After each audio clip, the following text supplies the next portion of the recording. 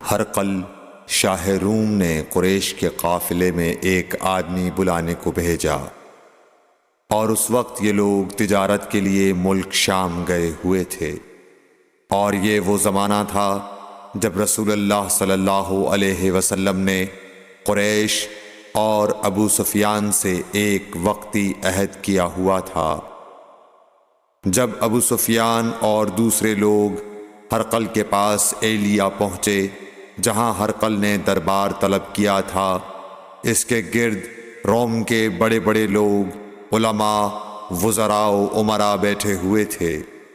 ہرقل نے ان کو اور اپنے ترجمان کو بلوایا، پھر ان سے پوچھا کہ تم میں سے کون شخص مدعی رسالت کا زیادہ قریبی عزیز ہے؟ ابو سفیان کہتے ہیں کہ میں بول اٹھا کہ میں اس کا سب سے زیادہ قریبی رشتہ دار ہوں۔ یہ سن کر ہرقل نے حکم دیا کہ اس ابو سفیان کو میرے قریب لا کر بٹھاؤ اور اس کے ساتھیوں کو اس کی پیٹھ کے پیچھے بٹھا دو۔ پھر اپنے ترجمان سے کہا کہ ان لوگوں سے کہہ دو کہ میں ابو سفیان سے اس شخص یعنی محمد صلی اللہ علیہ وسلم کے حالات پوچھتا ہوں۔ اگر یہ مجھ سے کسی بات میں جھوٹ بول دے تو تم اس کا جھوٹ ظاہر کر دینا۔ ابو سفیان کا قول ہے کہ خدا کی قسم، اگر مجھے یہ غیرت نہ آتی کہ یہ لوگ مجھ کو جھٹلائیں گے تو میں آپ صلی اللہ علیہ وسلم کی نسبت ضرور غلط گوئی سے کام لیتا۔ خیر، پہلی بات جو ہرقل نے مجھ سے پوچھی وہ یہ کہ اس شخص کا خاندان تم لوگوں میں کیسا ہے؟ میں نے کہا وہ تو بڑے اونچے عالی نسب والے ہیں۔ کہنے لگا اس سے پہلے بھی کسی نے تم لوگوں میں ایسی بات کہی تھی؟ میں نے کہا نہیں۔ کہنے لگا اچھا اس کے بڑوں میں کوئی بادشاہ ہوا ہے؟ میں نے کہا نہیں۔ پھر اس نے کہا بڑے لوگوں نے اس کی پیروی اختیار کی ہے یا کمزوروں نے؟ میں نے کہا نہیں، کمزوروں نے۔ پھر کہنے لگا اس کے تابعدار روز بڑھتے جاتے ہیں یا کوئی ساتھی پھر بھی جاتا ہے؟ میں نے کہا نہیں۔ کہنے لگا کیا اپنے اس دعوی نبوت سے پہلے کبھی کسی بھی موقع پر اس نے جھوٹ بولا ہے؟ میں نے کہا نہیں، اور اب ہماری اس سے صلح کی ایک مقررہ مدت ٹھہری ہوئی ہے، معلوم نہیں وہ اس میں کیا کرنے والا ہے۔ ابو سفیان کہتے ہیں میں اس بات کے سوا اور کوئی جھوٹ اس گفتگو میں شامل نہ کر سکا۔ ہرقل نے کہا کیا تمہاری اس سے کبھی لڑائی بھی ہوئی ہے؟ ہم نے کہا کہ ہاں۔ بولا پھر تمہاری اور اس کی جنگ کا کیا حال ہوتا ہے؟ میں نے کہا لڑائی ڈول کی طرح ہے، کبھی وہ ہم سے میدان جنگ جیت لیتے ہیں اور کبھی ہم ان سے جیت لیتے ہیں۔ ہرقل نے پوچھا وہ تمہیں کس بات کا حکم دیتا ہے؟ میں نے کہا وہ کہتا ہے کہ صرف ایک اللہ ہی کی عبادت کرو، اس کا کسی کو شریک نہ بناؤ، اور اپنے باپ دادا کی شرک کی باتیں چھوڑ دو، اور ہمیں نماز پڑھنے، سچ بولنے، پرہیزگاری اور صلہ رحمی کا حکم دیتا ہے۔ یہ سب سن کر پھر ہرقل نے اپنے ترجمان سے کہا کہ ابو سفیان سے کہہ دے کہ میں نے تم سے اس کا نسب پوچھا تو تم نے کہا کہ وہ ہم سے عالی نسب ہے، اور پیغمبر اپنی قوم میں عالی نسب ہی بھیجے جایا کرتے ہیں۔ میں نے تم سے پوچھا کہ دعوی نبوت کی یہ بات تمہارے اندر اس سے پہلے کسی اور نے بھی کہی تھی؟ تو تم نے جواب دیا کہ نہیں۔ تب میں نے اپنے دل میں کہا کہ اگر یہ بات اس سے پہلے کسی اور نے کہی ہوتی تو میں سمجھتا کہ اس شخص نے بھی اسی بات کی تقلید کی ہے جو پہلے کہی جا چکی ہے۔ میں نے تم سے پوچھا کہ اس کے بڑوں میں کوئی بادشاہ بھی گزرا ہے؟ تو تم نے کہا کہ نہیں۔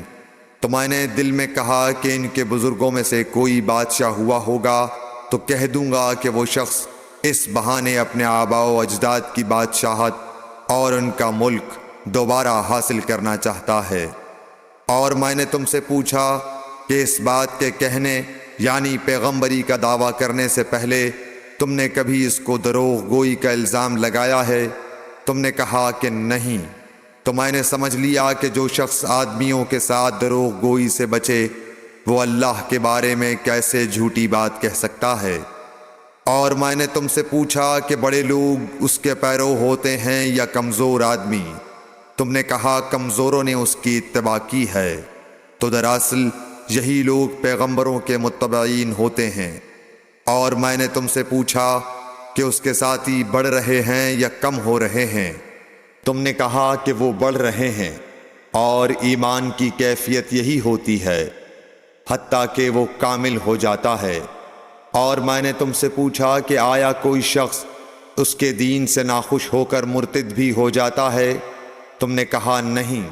تو ایمان کی خاصیت بھی یہی ہے، جن کے دلوں میں اس کی مسرت رچ بس جائے وہ اس سے لوٹا نہیں کرتے۔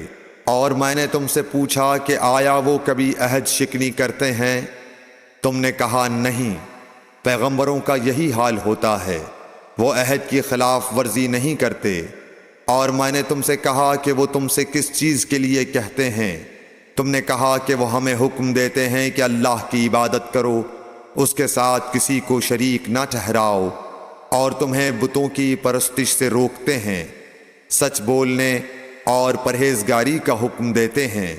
لہٰذا اگر یہ باتیں جو تم کہہ رہے ہو سچ ہیں تو ان قریب وہ اس جگہ کا مالک ہو جائے گا کہ جہاں میرے یہ دونوں پاؤں ہیں۔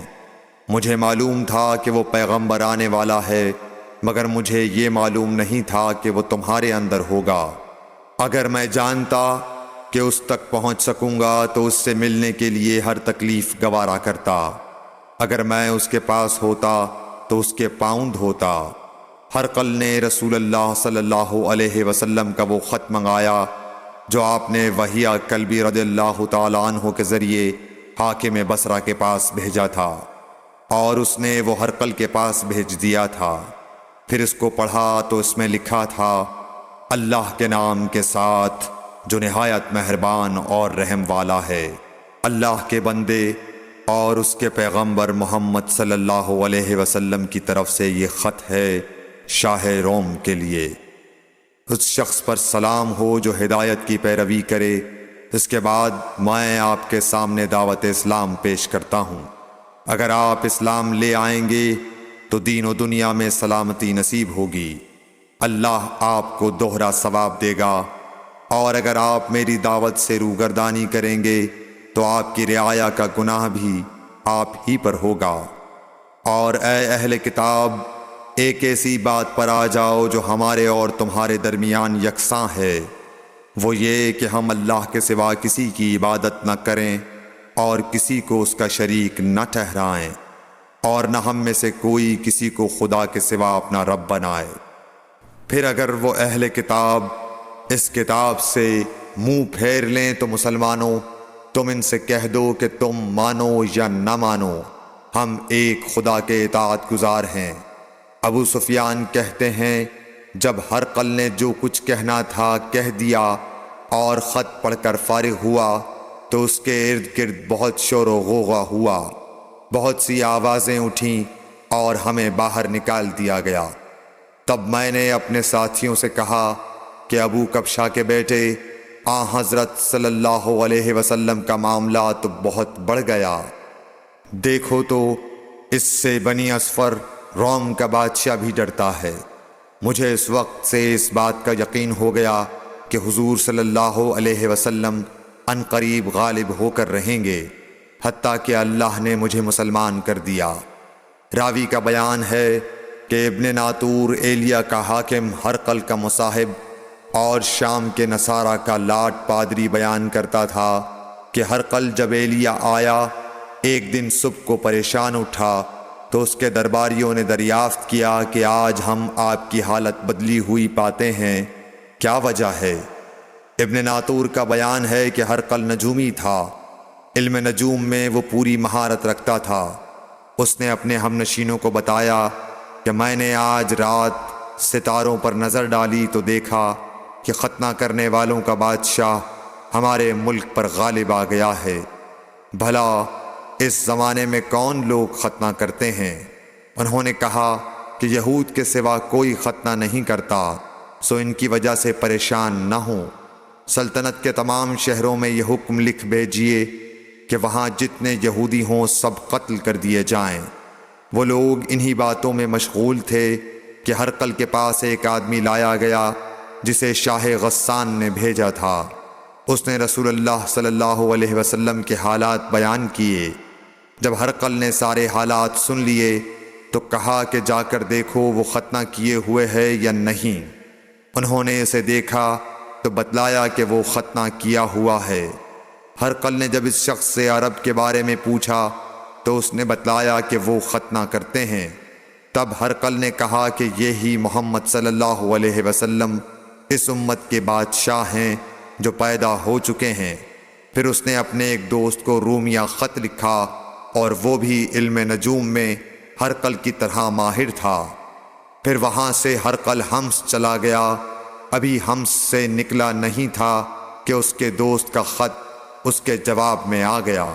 اس کی رائے بھی حضور صلی اللہ علیہ وسلم کے ظہور کے بارے میں ہرقل کے موافق تھی کہ محمد صلی اللہ علیہ وسلم واقعی پیغمبر ہیں۔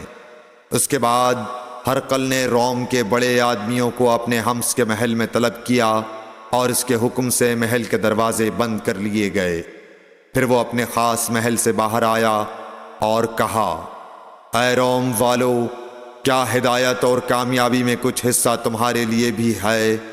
اگر تم اپنی سلطنت کی بقا چاہتے ہو تو پھر اس نبی صلی اللہ علیہ وسلم کی بیعت کر لو اور مسلمان ہو جاؤ۔ یہ سننا تھا کہ پھر لوگ وحشی گدھوں کی طرح دروازوں کی طرف دوڑے مگر انہیں بند پایا۔ آخر جب ہرقل نے اس بات سے ان کی یہ نفرت دیکھی اور ان کے ایمان لانے سے مایوس ہو گیا تو کہنے لگا کہ ان لوگوں کو میرے پاس لاؤ۔ جب وہ دوبارہ آئے تو اس نے کہا، میں نے جو بات کہی تھی اس سے تمہاری دینی پختگی کی آزمائش مقصود تھی، سو وہ میں نے دیکھ لی۔ تب یہ بات سن کر وہ سب کے سب اس کے سامنے سجدے میں گر پڑے اور اس سے خوش ہو گئے۔ بالآخر ہرقل کی آخری حالت یہی رہی۔